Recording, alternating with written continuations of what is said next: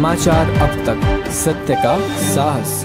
नमस्कार, मी नेहा आणि आपण बघत आहे समाचार अब तक। बघूया आजच्या काही ठळक बातम्या। त्यानंतर सुनील रामटेके आहे, त्यानंतर सुलेखाताई कुंभारे आहे, असे आणि बाकी आपले डॉक्टर राजेंद्र गवई आहेत, नानासाहेब हिंदीसे आहेत। त्यानंतर काँग्रेस पक्षामधले चंद्रकांत हंडोरे आणि वर्षाताई गायकवाड यांच्या कार्यक्रमात होत्या। त्यानंतर बीजेपीचे आपले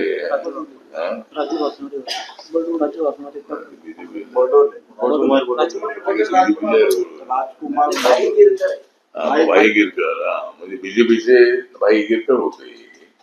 राष्ट्रवादी काँग्रेसच्या दोन्ही गटाचे बौद्ध नेते होते। संजय बनसोडे होते, आपले माजी मंत्री होते। तसे अनेक त्या याला बैठक होते।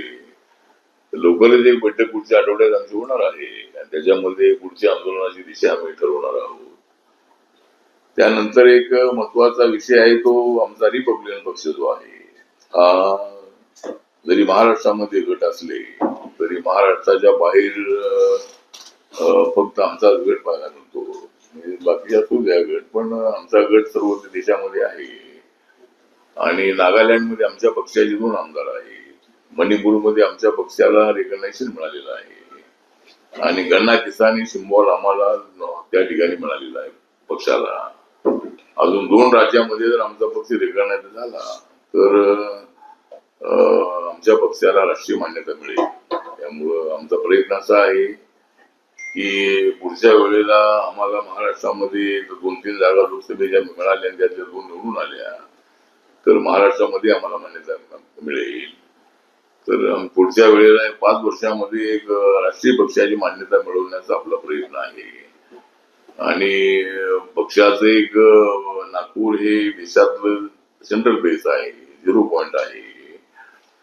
तर साऊथ इंडिया आणि नॉर्थ इंडिया आणि नॉर्थ ईस्ट आहे, किंवा सर्व देशातले राज्य आहे, त्या राज्यांना एकदम इथे येण्यासाठी महत्वाचं अशा पद्धतीचे एक शहर आहे।